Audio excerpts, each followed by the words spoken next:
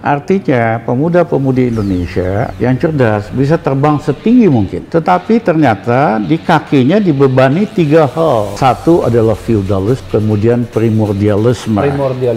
Yang lain adalah korupsi.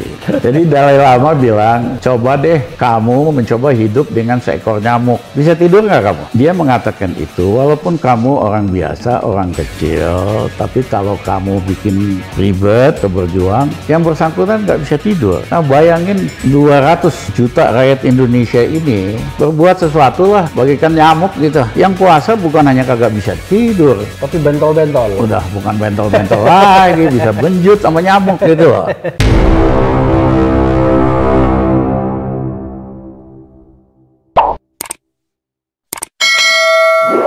Saya ingin bicara tentang dua aliran ya, struktural dan kultural. Yes. Secara struktural mungkin tidak demokratis ya, karena struktur-struktur yang dibuat tuh memang membuat dia tidak demokratis. Tapi bukankah secara kultural kita memang feodal? Artinya ketika dibuka ke internal demokrasi, misalnya ini mohon maaf nih ya, kepada Gerindra, kepada PDIP, kepada Nasdem, pasti kan ujung-ujungnya sebelum kompetisi terjadi, para anggota partai akan bilang, ya terserah aja ketua umum. Ya memang secara umum bangsa kita ini masih sangat feudal. Ya, di kantor saya Refli ada lukisan dari Yaya Jatmika. Anak muda Indonesia baca buku, pegang tali balon merah putih yang besar sekali. Artinya pemuda-pemudi Indonesia yang cerdas bisa terbang setinggi mungkin. Tetapi ternyata di kakinya dibebani 3 hal. Satu adalah feudalisme. Kemudian primordialisme. Yang lain adalah korupsi. Ya kan? Dan kalau Anda tidak penganut ketiganya, Anda tidak bisa menjadi part of the state, part of the government sekarang. Itu yang merusak sistem kita. Ya, tugas kita harus potong beban yang membebani bangsa kita. Apa itu feudalisme? Ya, dan sebetulnya sejak Bung Karno, Hatta, mereka bukan orang-orang feudal.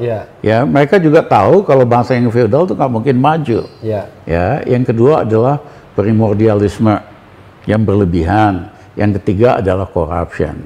Nah, corruption ini udah sangat dahsyat sekali. Ya, kok tega-teganya uang orang buat orang miskin ditilep bansos. Kok bisa-bisanya uang untuk orang cacat ditilep juga, ya kan? Nah, ini semua terkait dengan partai-partai. Ya, kalau kita lihat nanti analisa uang bansos ini jatuhnya kemana? Ya tokoh-tokoh partai, tokoh-tokoh politik. Jadi memang harus ada perubahan yang mendasar supaya demokrasi kriminal ini kita ubah jadi demokrasi yang bersih dan amanah. Baru bangsa kita bisa jadi bangsa besar. Tapi masalahnya Bang Rizal ya, sulitnya mengubah demokrasi kriminal ini karena tidak ada insentifnya bagi elit di seputar kekuasaan. Insentifnya kan bagi rakyat banyak. Tapi di seputar elit partai politik justru dengan demokrasi kriminal itulah mereka bisa jadi kaya raya. Iya.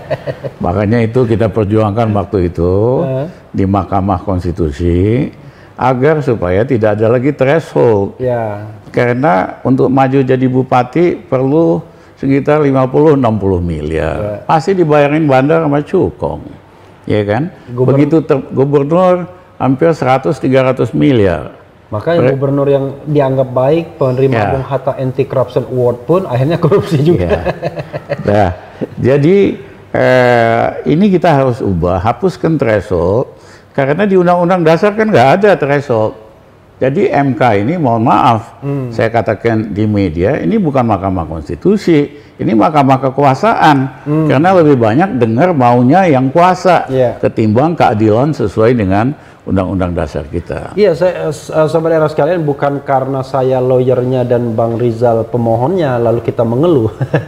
Karena kita melihat bahwa kalau kita bicara tentang rasionalitas, memang sukar mempertahankan presidensial threshold itu kecuali memang ini kepentingan segelintir elit yang terus ingin berkuasa dengan cara mudah. Gitu ya. Tidak mau buka kompetisi yang terbuka, open competition, maunya menyingkirkan lawan-lawan politik di awal karena tidak bisa menggandeng partai politik, dan akhirnya hanya ada 2 calon ya dengan pembelian partai-partai politik yang ada. Kita harus perjuangkan demokrasi eksternal yang bersih dan amanah, supaya demokrasi itu bekerja buat rakyat dan bangsa kita, bukan hanya buat elit. Nah, untuk itu harus terjadi demokrasi internal di dalam partai-partai, supaya bisa menampung aspirasi secara kompetitif dan akhirnya mendekat ke rakyat mau nggak mau, iya kan? Nah, memang ini pekerjaan besar dan banyak orang Indonesia putus asa, wah kita rakyat biasa, rakyat kecil nggak bisa ngapa-ngapain. Saya ingin mengutip omongan Dalai Lama. Coba deh, untuk Sobat Era, Dalai Lama itu pemimpin Tibet. Tibet ya. Ini soalnya anak-anak muda ini nonton nih. Jadi Dalai Lama bilang, coba deh kamu mencoba hidup dengan seekor nyamuk. Ya, bisa tidur nggak kamu? Dia mengatakan itu, walaupun kamu orang biasa, orang kecil, tapi kalau kamu bikin ribet atau berjuang, yang bersangkutan nggak bisa tidur. Nah, bayangin 200 juta rakyat Indonesia ini berbuat sesuatu lah, bagikan nyamuk gitu.